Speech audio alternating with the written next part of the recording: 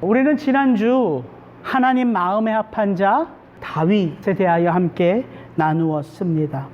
왜 성경이 다윗을 하나님 마음에 합한 자라 말하고 있는지, 왜 하나님은 내가 다윗을 통하여 내 모든 뜻을 다 이루게 하리라 이런 놀라운 축복의 말씀을 하셨는지, 사무엘하 7장의 말씀, 다윗 언약을 통하여 하나님 앞에 엎드린 다윗과 하나님이 그 기도의 자리에서 마음과 마음이 하나 되는 이심전심의 그 기도의 모습들을 함께 살펴보며 은혜를 나누었습니다.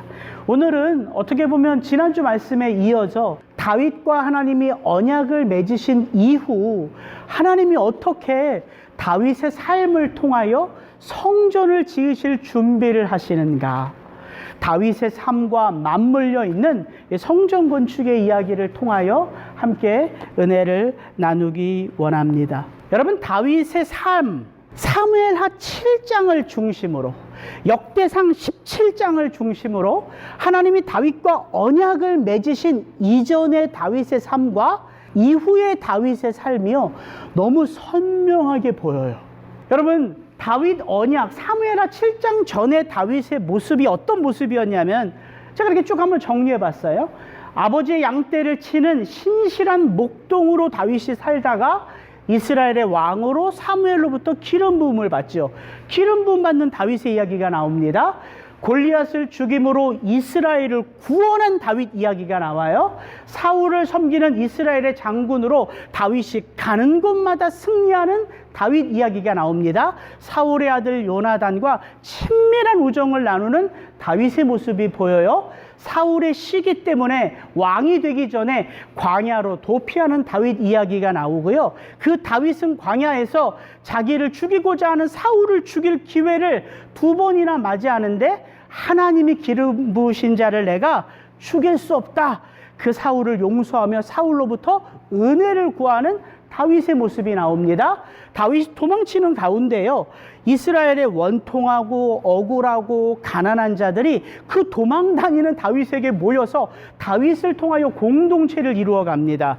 그 공동체가 이스라엘의 왕이 된 다윗에게는 가장 큰 힘이 되는 다윗의 용사들이라고 성경은 이야기해요. 그런 다윗의 공동체 이야기가 나옵니다. 또 사무엘 상의 마지막에 보면 사울과 요나단이 블레셋과의 전투에서 죽지요. 그리고 사무엘하 1장을 열어보면 다윗이 자기를 죽이려고 했던 그 사울 아닙니까? 그러나 그 사울의 죽음의 소식을 듣고 슬픈 애가를 지어 온 이스라엘 백성과 함께 불러요. 그리고 사울과 요나단을 기념하지요. 그런 다윗의 모습이 나옵니다. 그리고 이후에 헤브론에서 유다 지파의 왕이 된 이후 다윗의 모습은 지난주에 제가 다 나누었죠. 언약궤를 옮겨오고 여부스 족속이 섬기는 예루살렘을 쟁취하여 예루살렘을 온 이스라엘의 수도로 삼고, 이게 사무엘하 7장 전에 다윗의 모습이에요.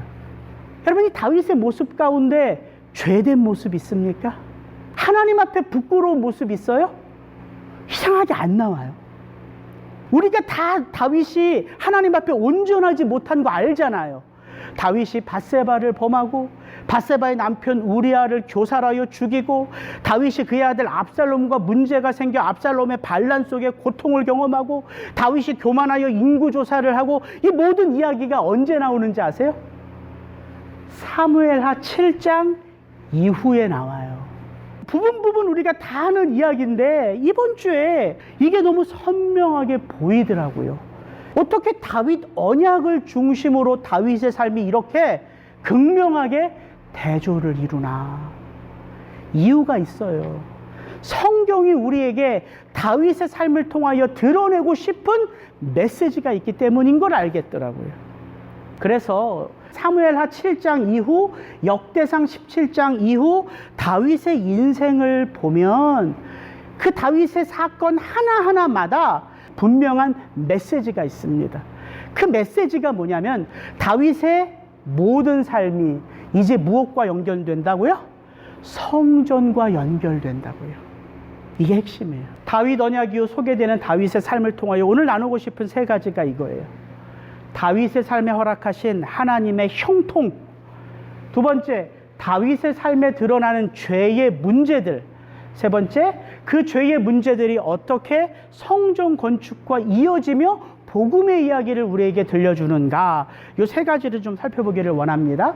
제일 먼저 사무엘하 7장 이후에 가장 먼저 언급되는 게 뭐냐면 하나님이 다윗에게 형통함을 허락하셨다는 이야기예요. 다윗이 가는 곳마다 승리합니다. 한 에피소드가 있는데 이런 에피소드가 있어요. 사무엘 8장 3절 4절. 르홉의 아들 소바왕 하닷 에셀이 자기 권세를 회복하려고 유브라데 강으로 갈 때에 다윗이 그를 쳐서 그에게서 마병 1700명과 보병 2만 명을 사로잡고 병거 100대의 말만 남기고 다윗이 그 외의 병거의 말은 다 발에 힘줄을 끊었더니, 이 한 에피소드가 나오는데 이 에피소드를 통해서 우리가 뭘 알 수 있냐면 사무엘하 7장 이후에 보면 다윗이 블레셋 정복하고 오늘 어디에요? 소바왕 정복하고 아람 여러 나라들을 정복하는데 다윗이 그렇게 승리하는 이유는 다윗이 군사 전략을 잘 짜서 다윗이 힘을 잘 키워서가 아니라 왜인지를 설명하는 거예요. 이 에피소드가 다윗이 이 소바왕과 싸움에서 승리한 다음에 마병 1700명, 보병 2만 명을 사로잡고 병거 100대의 말만 남기고, 여러분 보병, 마병, 병거 이것 다 전쟁을 하는 왕들에게는 가장 필요한 거잖아요. 이것들을 다윗이 전리품으로 다 얻었다는 거예요. 그런데 그 가운데 병거 100대의 말만 남기고 그 수많은 말들의 뭐를 끊었다고요? 발에 힘줄을 끊었다는 거예요. 그리고 이런 다윗이 이걸 가지고 시편에 보면, 시편 20편에 보면 다윗이 이런 노래를 지어 불러요. 이게 다윗의 시편입니다. 여호와께서 자기에게 기름 부음 받은 자를 구원하시는 줄 이제 내가 아노니 그의 오른손에 구원하는 힘으로 그에게 응답하시리로다. 어떤 사람은 병거, 어떤 사람은 말을 의지하나 우리는 여호와 우리 하나님의 이름을 자랑하리로다. 이 에피소드를 시편으로 지어 노래를 한 거예요. 다윗이 전쟁에 참여할 때에 무엇을 의지하는지를 우리로 알게 하는 거죠. 그래서 사무엘하 7장 이후 8장에 보면 이런 말이 반복해서 나와요. 다윗이 어디로 가든지 여호와께서 이기게 하시느니라. 다윗이 어디로 가든지 여호와께서 이기게 하셨더라. 다윗이 전쟁에서 승리한 건 누구 때문이라고요? 여호와 하나님이 다윗을 형통케 하셨기 때문이라는 거예요. 다윗이 전략을 잘 짜서 군사의 힘을 키워서가 아니라 하나님께서 다윗과 함께 하심으로 이기게 하셨다는 거예요. 그렇다면 왜 하나님이 다윗에게 형통함을 주실까요? 왜 하나님이 다윗에게 가는 곳마다 승리케 하시나요? 그게 바로 사무엘하 8장 15절에 바로 이어서 나와요. 이렇게 다윗이 온 이스라엘을 다스려 다윗이 모든 백성에게 정의와 공의를 행할세. 여러분 성경에 보면 구약 성경부터 신약 성경에 이르기까지 하나님이 왜 하나님의 백성들을 구원하셔서 이 땅의 왕 같은 제사장으로 삼게 하시냐면 하나님의 공평과 정의로 이 땅을 다스리시기 위하여예요. 다윗 한 사람을 이쁘게 보셔서가 아니란 말이에요. 다윗에게 힘줘서 다윗이 힘을 자랑하도록 하기 위함이 아니라 다윗이 누구를 드러내는 사람이에요? 하나님의 왕 되심을 드러내는 왕이잖아요. 그 다윗이 이스라엘을 다스릴 때 무엇으로 다스릴 수 있도록? 공평과 정의로 하나님의 백성을 다스리도록 하나님이 다윗에게 형통함을 허락하신 거예요. 이걸 보면 한 가지 우리가 알 수 있는 게 있어요. 여러분 창세기 12장부터 누구의 스토리가 나옵니까? 믿음의 조상 아브라함의 이야기가 나와요. 근데 우리가 창세기 12장 아브라함의 스토리를 볼 때 우리의 눈에는 하나님이 아브라함에게 허락하신 놀라운 축복의 메시지가 너무 눈에 많이 들어오죠. 내가 너를 복의 근원으로 삼으리라. 네가 가는 곳마다 내 이름을 창대케 하리라. 너의 자손이 하늘의 별과 같이 땅의 모래와 같이 많게 하고 너를 약속의 땅으로 인도하리라. 이 축복을 우리가 너무 많이 들으니까 마치 창세기 믿음의 조상 아브라함에게는 하나님이 축복만 하셨다고 생각하는데 아니에요. 하나님이 그렇게 그를 축복하신 이유를 하나님이 아주 정확하게 얘기하세요. 창세기 18장 18절 19절. 아브라함은 강대한 나라가 되고 천하 만민은 그로 말미암아 복을 받게 될 것이 아니냐. 내가 그로 그 자식과 권속에게 명하여 여호와의 도를 지켜 무엇을 행하게 하신다고요? 의와 공도를 행하게 하려고, 공평과 정의를 행하게 하려고 그를 택하였나니 이는 나 여호와가 아브라함에게 대하여 말한 일을 이루려 함이니라.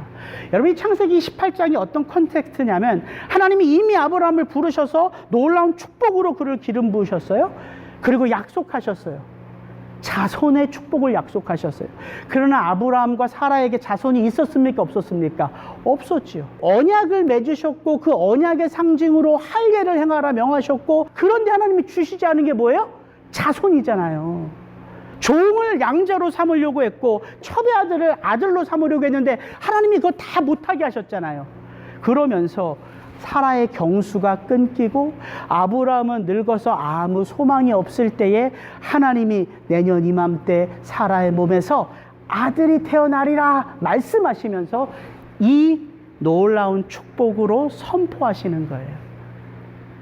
이게 아브라함 언약을 확증해 주는 거예요. 아브라함의 자손은 이삭을 상징하지만 그 이삭은 누구를 상징하는 거예요? 예수 그리스도를 상징하는 거예요. 내가 너의 자손으로 온 열방에게 복을 주리라. 그 온 열방에게 복의 근원이 되는 건 누구라고요? 예수 그리스도라고요. 그래서 바울이 갈라디아서에서 말하는 거예요. 하나님이 아브라함에게 약속하신 그 축복된 자손은 많은 아들들을 말하는 게 아니라 예수 그리스도를 통하여 이제 거듭난 하나님의 백성들이 온 열방 가운데 흩어져 하나님의 공평과 정의를 드러내는 것이라. 사도 바울이 이 창세기의 메시지를 갈라디아서에서 풀어주죠. 이게 아브라함 언약이고 다윗 언약이란 말이에요. 그래서 여러분, 신약 성경이 어떻게 시작해요? 이렇게 시작해요. 아브라함과 다윗의 자손 예수 그리스도의 세계라. 예, 아브라함 언약과 다윗 언약이 지칭하는 자가 바로 예수 그리스도시기 때문이에요. 그래서 이걸 이사야서에서는 이렇게 말해요. 이는 한 아기가 우리에게 낳고 한 아들을 우리에게 주신 바 되었는데 그 어깨에는 정사를 메었고 그 이름은 기묘자라 모사라 전능하신 하나님이라 영존하시는 아버지라 평강의 왕이라 할 것임이라. 그 정사와 평강의 더함이 무궁하며 또 다윗의 위에 앉아서 그 나라를 굳게 세우고 자금 이후 영원토록 무엇을? 공평과 정의로 그것을 보존하실 것이라. 만군의 여호와의 열심히 이를 이루시리라. 하나님이 아브라함을 형통케 하시고 하나님이 다윗을 형통케 하심은 아브라함과 다윗이라는 인물을 잘 살게 하기 위함이 아니라 그의 씨로 오실 예수 그리스도를 통하여 이 땅에 하나님의 공평과 하나님의 정의가 완전하게 드러날 것이기 때문이에요.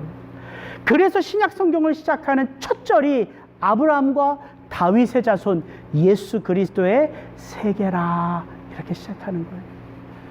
여러분, 공평과 정의, 그래서 야 하나님이 깐깐하게 우리를 법으로 다스리겠다 이렇게 생각하기 쉬운데 그런 게 아니에요. 이 공평과 정의란 이런 의미예요. 이사야서 32장 17절. 공의의 열매는 화평이요 공의의 결과는 영원한 평안과 안전이라. 여러분, 이 악이 만연한 이 세상 가운데 우리가 어떻게 하나님의 은혜 가운데 살 수 있을까요? 하나님의 공평과 정의가 하나님의 자녀들의 삶 속에 함께 하기 때문이에요. 우리가 그 하나님 앞에 설 때 무엇을 깨달아요? 죄를 깨달아요. 근데 그 죄를 깨달을 때 하나님의 목적은 죄를 깨달은 우리를 죽여서 없애버리시는 게 목적일까요? 아니면 하나님의 공평과 정의 속에서 우리로 거룩하신 하나님을 닮아가도록 하시기 위함일까요? 그거예요. 하나님의 심판의 목적은 모든 것을 지워버리는 데 있는 것이 아니라 하나님의 자녀들이 하나님을 쫓아 하나님의 공평과 정의, 거룩하심을 따라 살도록 하심이란 말이에요. 그래서 우리가 사무엘하 7장 다윗 언약 이후에 가장 먼저 주목해서 봐야 할 것은 하나님이 다윗을 어떠한 왕으로 세워가시는가를 알아야 돼요. 하나님의 공평과 정의를 이스라엘 땅 가운데 세워가시는 자로 다윗을 세우신 거예요. 그래서 여러분, 이제 역대하 11개와 말씀을 보면 이스라엘 백성들을 다스리는 왕의 기준이 누굽니까? 누구누구와 같더라. 하나님이 축복하시는 왕이죠. 다윗이에요. 다윗이 기준이에요. 다윗이 뭐가 대단해서 기준이 돼요? 다른 거 없습니다. 다윗이란 인물이 대단해서가 아니라 하나님이 다윗이라는 인물을 통하여 이 땅에 하나님의 공평과 정의를 드러내시기 위하여 그를 세웠기 때문입니다. 그리고 이제 다윗의 삶을 이어서 보면 사무엘하 8장 이후에 보면 크게 이 세 가지 사건이 나와요. 다윗과 밧세바, 다윗과 압살롬, 그리고 다윗의 인구조사. 이 세 가지가 다 죄악된 모습이에요. 근데 이 죄악된 모습을 가만히 보니까요, 저와 여러분의 삶 속에서 드러나는 죄의 모습들 그대로를 마치 압축해 놓은 것 같아요. 다윗과 밧세바 사건에서 드러나는 죄가 뭡니까? 간음죄지요. 간음죄는 부부 사이에 상관되는 죄예요. 다윗이 이 간음죄를 가리기 위하여 치밀하게 그 죄를 가리고자 계획된 살인죄예요. 간음죄가 나오고요, 살인죄가 나와요. 그 다음에 사무엘하 13장부터 19장까지 다윗과 압살롬의 이야기가 나오는데, 이 이야기는 우리 가운데 어떤 죄의 모습들을 드러내냐면요, 형제간의 죄가 나와요. 압살롬의 형 암논이요, 압살롬의 동생 다말을 강간해요. 근데 그 모습을 압살롬이 분노를 아주 교묘하게 다스리고 있다가 때가 되어 그 암논을 죽이죠. 그리고 압살롬이 그술 땅으로 돌아가서 3년 동안 피해 있어요. 근데 다윗이요, 그 압살롬을 그리워하여 목이 메요. 근데 그 모습을 요압이 보고 압살롬을 데리고 오죠. 그술 땅에서 압살롬을 데리고 와요. 근데 다윗이요, 왜 그런지 모르지만 압살롬을 만나지 않아요. 그러니까 압살롬이 왜 아버지가 나를 불러놓고 왜 아버지를 아련하지 못하는가, 그 마음 가운데 깊은 자책과 회의와 아픔이 있어요. 그래서 압살롬의 마음이 점점 바뀌어지죠. 그래서 아버지를 죽이고 아버지의 나라를 찾을 아주 치밀한 계획을 세워요. 그러니까 이 사무엘하 13장부터 19장에는 형제간의 죄가 나오고요, 그 다음에 어떤 문제가 나오는 거예요? 아버지와 아들, 부모와 자식 간의 깨어진 관계의 이야기가 나오는 거예요. 그리고 나서 사무엘하 24장에 보면 다윗이 교만하여 인구조사를 해요. 다윗이요, 자기 힘을 과시하기 위하여 온 이스라엘 나라 가운데 20세 이상이 되어 전쟁에 나갈 자를 계수하라고 해요. 다윗의 장수 요압이 하나님 보시기에 이것은 악한 것입니다. 하나님이 왕이신 다윗에게 이 모든 권세를 주셨는데, 그리고 하나님이 원하시면 더 많은 권세를 주실 수 있는데 왜 하나님 앞에 이 악을 행하십니까? 라고 요압이 다윗에게 충고를 해요. 근데 다윗의 마음이요, 불붙었어요. 아니다, 당장 온 이스라엘을 돌아다니면서 내 힘이 얼마나 큰지를 조사해라. 그래서 요압이 장장 9개월 동안 이스라엘 전역을 돌며 그 인구를 조사하죠. 자기 힘, 권력에 대한 자랑, 무슨 죄예요? 교만죄예요, 교만죄. 그러니까 야, 신기하다. 다윗의 이야기가 다윗이 왕이 되기 전까지는 아무 문제, 아무 죄, 연약한 다윗의 모습이 안 나오는데, 다윗이 하나님 앞에, 하나님, 내가 힘이 있어 성전을 저드리겠습니다. 다윗이 그렇게 선포할 때 하나님이 그 다윗에게, 아니다 다윗아, 내 나라는 네가 지어가는 나라가 아니라 내가 너를 통하여 세워가는 나라다. 이렇게 언약을 맺은 다음에 비로소 다윗의 삶 속에 계속해서 드러나는 게 뭐라고요? 죄라고요.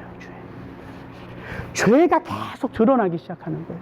근데 그 죄의 모습을 보니까 오늘날 우리의 삶 속에서 나타날 모든 죄악의 모습이란 말이에요. 그러니까 이게 메시지가 있는 거죠.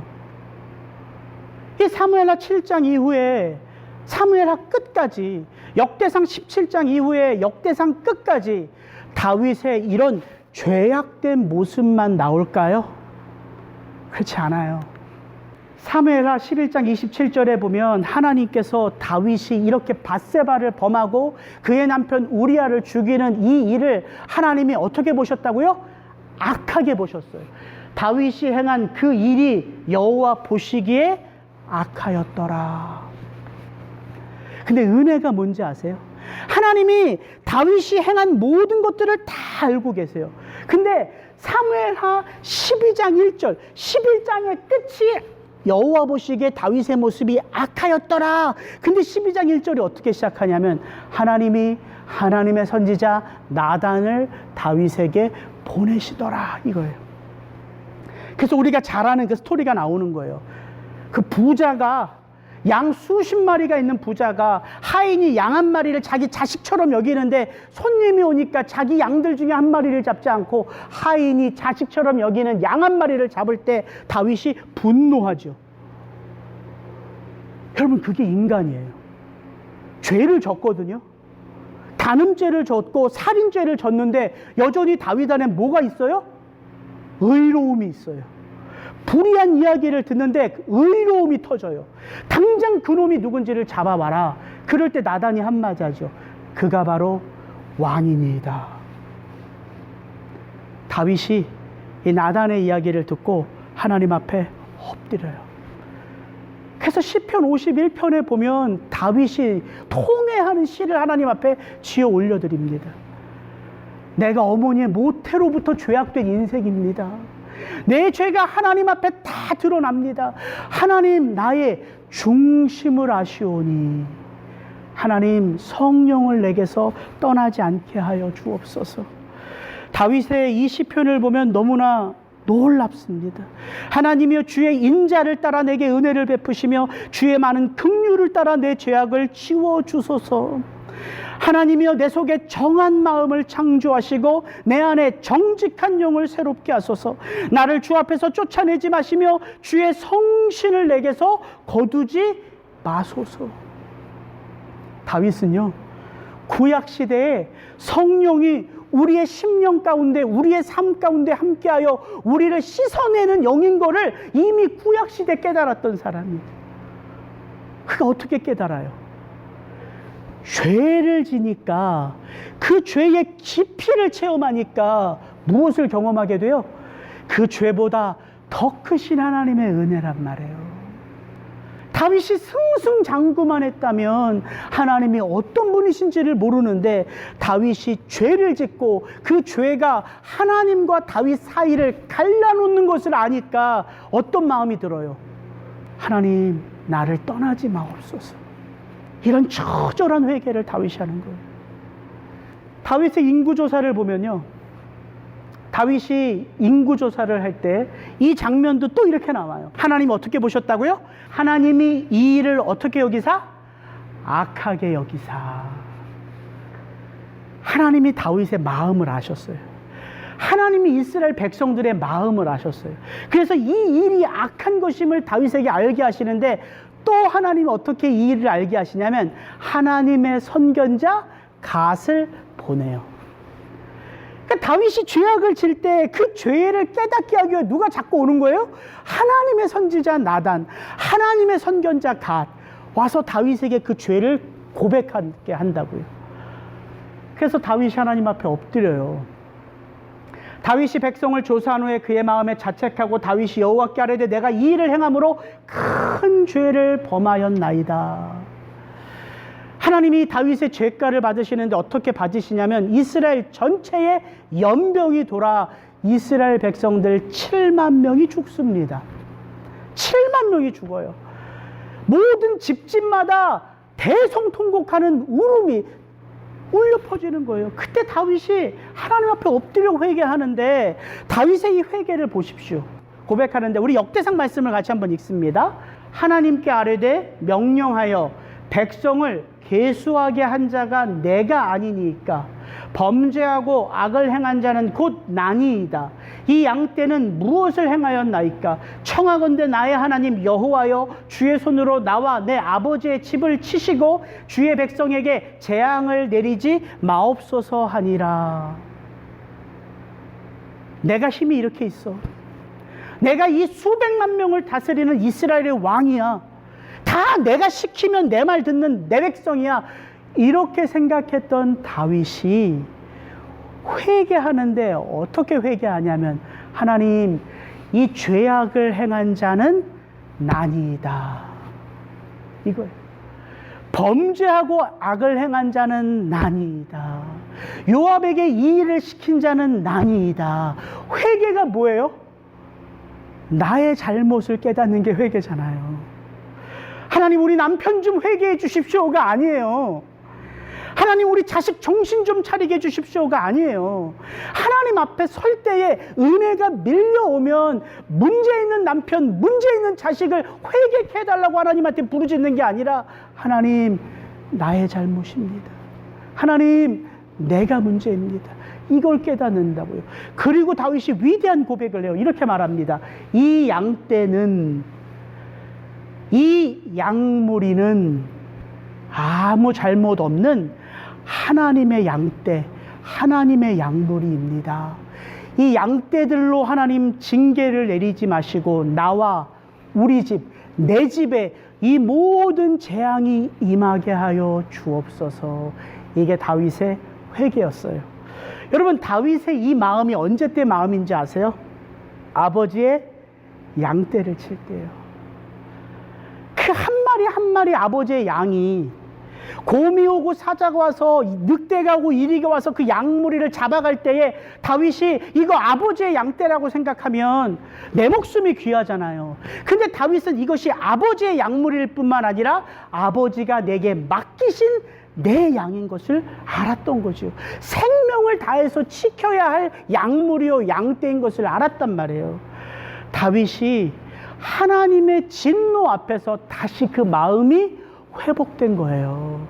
내가 통치하고 내 마음대로 하는 내 양이 아니라 하나님이 나에게 맡겨주신 하나님의 양, 내 생명을 다해서 지켜야 할 하나님의 것. 그때 어떤 일이 일어나냐면요, 하나님이 하나님의 천사를 통하여 다윗에게 아라우나의 타작 마당에서 제사를 드리게 해요. 그리고 하나님이 그 다윗이 아라우나의 타작 마당에서 번제의 제사를 올려드릴 때에 하나님이 불을 내려서 그 모든 회개를 내가 받았다 말씀하세요. 근데 이 아라우나의 타작 마당이 어떻게 되냐면, 역대하 3장 1절에 보면 이렇게 됩니다. 솔로몬이 예루살렘 모리아 산에 여호와의 전 건축하기를 시작하니 그 여호와의 전이 세워지는 예루살렘의 모리아 산이 어떤 곳인지를 이렇게 말해요. 그곳은 전에 여호와께서 그의 아버지 다윗에게 나타나신 곳이요, 여부스 사람 오르난의 타작 마당에 다윗이 정한 곳이라. 놀랍지 않아요? 다윗이 회개할 때 하나님이 그 다윗의 회개를 받고 여기서 제사를 드리라고 말한 그곳이 성전이 세워지는 곳이 됐단 말이에요. 그리고 나서 역대상 22장부터 29장 다윗의 삶이 끝나는 이 긴 장에서는요, 다윗이 어떻게 성전을 짓도록 하나하나 플랜을 세워 하나님 앞에 헌신하는지가 나와 있어요. 다윗이 가지고 있는 모든 금과 모든 은을 모으고요, 이 성전에서 누가 하나님 앞에 제사의 업무를 감당하는지 레위 지파를 정결하게 구별시키고요, 그 성전에서 하나님의 곡간을 맡을 자들을 누구인지를 분별하여 구별시키고요, 그 성전을 지킬 자가 누구인지를 구별시키고요, 역대상 28장에 보면 하나님이 그런 다윗에게 어떻게 성전을 지으라는 성전의 설계도를 다윗에게 주십니다. 그리고 역대상 29장에 보면 이제 다윗의 인생이 끝나요. 근데 그가 끝나면서 이렇게 백성들을 불러 모아요. 내가 여호와 하나님 앞에 이런 삶으로 살아왔고 이런 마음으로 이 성전 건축을 위한 모든 것을 준비하는데 나는 너희도 이 일에 동참하기를 원한다. 다윗이 그렇게 백성들에게 자기의 모든 삶을 고백할 때 백성들이 그 다윗을 쫓아 기쁘게 자원하는 마음으로 성전 건축을 위하여 자신들의 모든 것을 갖다 바쳐요. 그리고 나서 다윗의 삶이 끝나는데 그 마지막이 어떻게 끝나냐면 두 가지 다윗의 모습으로 끝나요. 첫째는 다윗의 기도요. 둘째는 다윗의 예배예요. 그 마지막 장면이 감동적인데 제가 한번 읽어드릴게요. 나의 하나님이여 주께서 마음을 감찰하시고 정직을 기뻐하시는 줄 내가 아나이다. 내가 정직한 마음으로 이 모든 것을 즐거이 드렸사오며 이제 내가 또 여기 있는 주의 백성이 주께 즐거이 드리는 것을 보니 심히 기쁘도소이다. 우리 열조 아브라함과 이삭과 이스라엘 하나님 여호와여 주께서 이것을 주의 백성의 심중에 영원히 두어 생각하게 하시고 그 마음을 예비하여 주께로 돌아오게 하옵시며 또 내 아들 솔로몬에게 정성된 마음을 주사 주의 계명과 법도와 율례를 지켜 이 모든 일을 행하게 하시고 내가 위하여 예비한 것으로 전을 건축하게 하옵소서. 다윗이 온 회중에게 이르되 너희는 너희 하나님 여호와를 송축하라 하매 회중이 그 열조의 하나님 여호와를 송축하고 머리를 숙여 여호와와 왕에게 절하고 이튿날 여호와께 제사를 드려 솔로몬을 이스라엘의 왕으로 기름 부었더라. 이게 다윗의 인생의 끝입니다. 다윗의 삶은 이스라엘 백성들 가운데 누구를 보게 해요? 하나님을 보게 해요. 다윗은 그런 자였어요. 모든 일들 가운데 다윗이 하나님의 형통함의 축복을 체험할 때마다 다윗은 이스라엘 백성들을 초청해서 우리가 여호와를 송축하자. 이스라엘 백성들이 다윗을 쫓아 그 여호와를 송축하고 다윗을 쫓아 하나님 앞에 내 가진 모든 것들을 내어 드려 하나님과 다윗에게 절하고, 이게 다윗의 마지막이란 말이에요. 여러분, 하나님이 정말 관심이 있었던 것이 예루살렘의 성전일까요? 다윗의 삶일까요? 우리는 사무엘하 7장, 역대상 17장 이후 다윗의 삶을 보면은 하나님의 마음이 예루살렘 성전에 가 있는지 다윗에게 가 있는지를 너무나 분명하게 알 수 있어요. 예루살렘 성전은요, 금, 은, 동, 백향목 이것으로 지어진 게 아니에요. 물론 겉으로 드러나기에는 그것으로 지었죠, 솔로몬이. 그러나 지금 제가 말한 이 모든 것들을 가만히 보십시오. 다윗의 삶과 성전이 어떤 연결고리를 갖는가? 다윗과 밧세바를 통하여 누가 태어나요? 솔로몬이 태어나요. 솔로몬이 누구예요? 하나님의 성전을 지은 자예요. 다윗이 인구조사를 통하여 오르난의 타작마당에서 하나님 앞에 엎드리죠. 그 터가 어떤 터가 돼요? 성전터가 돼요. 다윗의 말년 역대상 22장부터 29장까지 다윗이 이 모든 것을 경험하고 나서 어떻게 하나님의 성전을 지을 것인가 하나하나 준비해가는 다윗의 모습을 보면 여러분 어떤 생각이 들어요? 다윗은 이 성전을 봤습니까? 못 봤습니까? 못 봤죠. 그죠? 다윗이 죽은 다음에 7년 동안 솔로몬이 성전을 짓고 그 솔로몬이 성전을 지어 하나님 앞에 봉헌할 때에 그 성전에 뭐가 가득해요? 여호와의 구름이 가득하여 무엇이 임해요? 여호와의 영광이 임해요. 다윗은 그 여호와의 영광을 봤습니까? 못 봤습니까? 못 봤지요. 근데 우리가 다윗의 삶을 하나하나 살펴보면 다윗은 마치 이 성전을 본자같이 살았단 말이에요. 이 성전을 본자같이 살았어요. 이 성전이 그의 마음속에 있는 자같이 살았다고요. 그때 제가 깨닫는 게 있어요. 아, 성전은 돌, 나무, 벽돌로 지어진 것이 아니라 누구의 삶으로 지어졌다? 다윗의 삶으로 지어졌다, 이거예요. 그래서 오늘 제목이 성전을 지으려다 성전이 된 자 다윗입니다. 여러분, 성전이 어떤 곳입니까? 성전이 뭐 하는 곳이에요? 우리의 죄를 씻는 곳이죠. 그죠? 성전은 우리의 죄를 씻어내는 곳이에요. 그럼 성전에서 우리의 죄가 씻어지면 어떤 일이 일어납니까? 하나님과의 관계가 회복되지요. 여러분, 하나님과 관계가 회복되면 어떤 삶이 우리 가운데 펼쳐집니까? 누구의 말씀이 이제 들려오기 시작해요? 하나님의 말씀이 들려오기 시작해요. 성전은 그런 곳이란 말이에요. 내 죄를 씻고 하나님과의 관계가 회복되어 내 삶 속에 하나님이 주인 되어 살아가시는 삶이 어디로부터 비롯돼요? 성전으로부터 비롯되는 거예요. 그래서 예수님이 이렇게 말씀하신 거예요. 예수님이 성전 정화하실 때, 성전에서 들러엎을 때에 그 유대인들이 예수님한테 네가 도대체 무슨 권세로 이런 일을 하느냐, 네가 우리에게 보일 표적이 뭐냐, 그렇게 말할 때 예수님이 이렇게 말씀하셨어요. 예수께서 대답하여 이르시되 너희가 이 성전을 헐라. 어떤 성전? 화려한 금, 은, 보와 나무로 지어진 이 성전을 헐라. 내가 사흘 동안에 일으키리라. 아니, 이 성전 46년 동안 지었고 지금도 보수공사하는 성전을 네가 무슨 권세로, 무슨 능력으로 사흘 만에 짓느냐라고 할 때 예수님이 말씀하시죠. 그러나 예수는 성전된 자기 육체를 가리켜 말씀하신 것이라. 누가 성전이에요? 예수님이 성전이에요. 예수님이 어떻게 성전이 되셨어요? 그의 삶으로, 공평과 정의의 삶으로. 그게 뭐예요? 십자가예요. 그렇게 예수가 공평과 정의의 삶으로 십자가를 지을 때 어떤 일이 일어났어요? 죄인된 우리와 하나님이 화목하게 되었어요.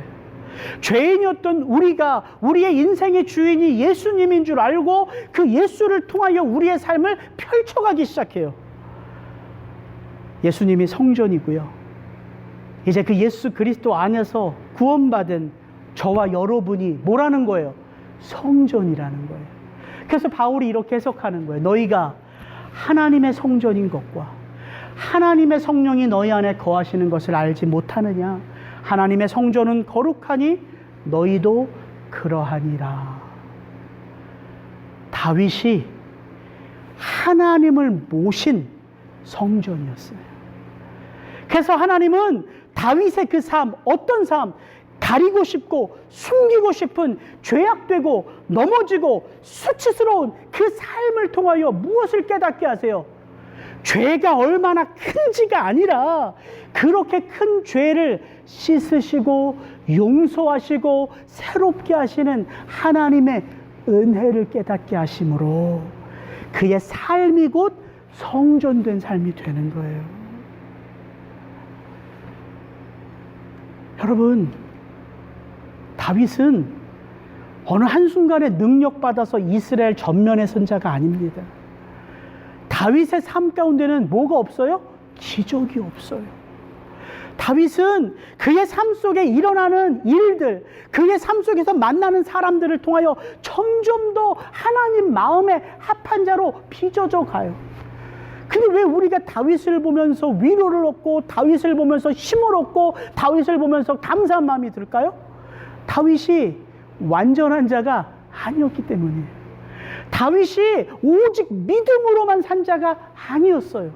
그는 주체할 수 없는 성욕을 분출할 수밖에 없었던 연약한 인간이었고, 왕으로서 간음죄를 진 게 너무 수치스러워서 그 죄를 가리고자 살인죄를 저질렀고, 그는 아들들이 싸우는데 아무 중재를 못해요.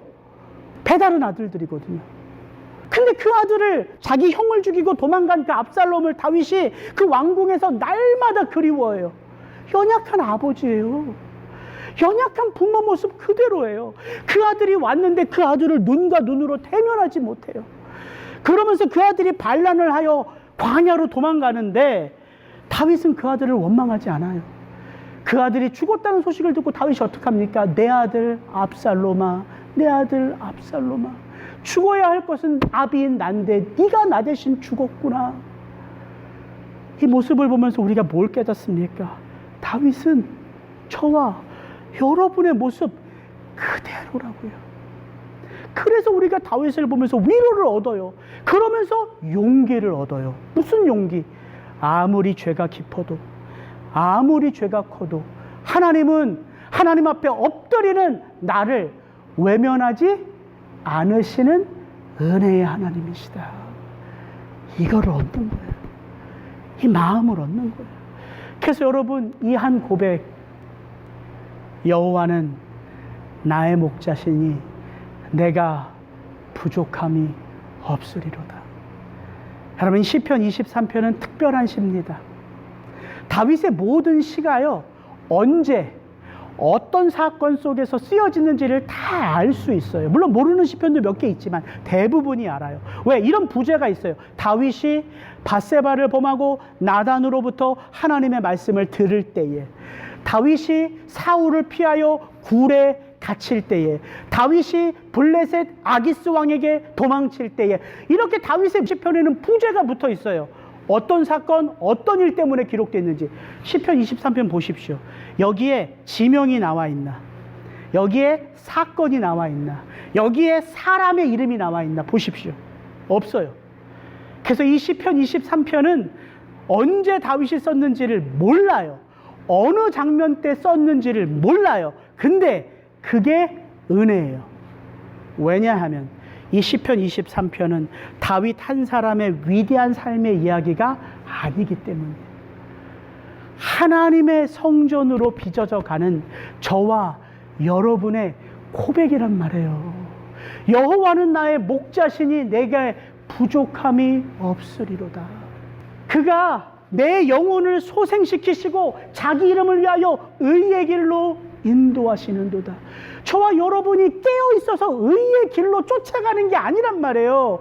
우리가 실수하고 넘어져도 우리를 의의 길로 인도하시는데 왜요? 자기 이름을 위하여, 하나님 당신의 영광을 인하여서. 내가 사망의 음침한 골짜기로 다닐지라도 해를 두려워하지 않을 것은 주께서 나와 함께 하심이라. 주의 지팡이와 막대기가 나를 안위하시나이다. 죄악으로 인하여 컴컴한 죽음의 그림자 속을 우리가 걸어갈 때에 거기에도 누가 계세요? 주의 지팡이와 막대기가 우리를 지키신다는 거예요. 시편 23편의 마지막, 나의 평생의 선하심과 인자하심이 정녕 나를 따르리니. 여러분, 이거 이렇게 오해하시면 안 돼요. 내가 하나님의 인자하심과 하나님의 선하심을 내가 날마다 쫓으리니가 아니에요. 무엇이? 하나님의 선하심과 하나님의 인자하심이 누구를 쫓는다고요? 우리를 쫓는다. 왜요? 우리가 하나님의 성전이기 때문이에요. 여러분을 축복합니다. 여러분의 인생 가운데요, 좋은 일, 어깨가 으쓱거리고 좀 두 어깨를 펴고 누구에게나 자랑스러워하는 그런 일들, 좋은 일들입니다. 그런데 성전은요, 오히려 그런 일들보다 어떻게 지어져 갈까요? 수치스러운 일, 남들한테 고백할 수 없는 일, 남들한테 고백하면 부끄러운 일, 죄악으로 가리고 내가 지워버리고 싶은 일. 그런데 그런 일들을 하나님은 뭘 삼는다고요? 성전의 재료로 삼는다. 그래서 여러분들을 축복하고 싶어요. 여러분이 여러분 자신의 인생을 보며, 야, 나는 이렇게 수치스럽고, 난 이렇게 부족하고, 나는 이렇게 다른 사람한테 자랑할 것 없는, 왜 나는 이 모양으로 인생을 살았을까? 혹시 여러분들 가운데 그런 삶의 고비고비가 있었다면 여러분 잊지 마십시오. 그때가 여러분이 하나님의 성전으로 빚어져 가는 하나님께 영광이 되는 순간들이었단 말이에요. 그게 우리 하나님이십니다. 다윗은 하나님의 성전으로 지어져 가는 하나님의 아들이었어요. 그리고 오늘 저와 여러분이 그렇게 하나님 앞에 성전되어 지어져 가는 하나님의 자녀들입니다. 같이 기도하겠습니다.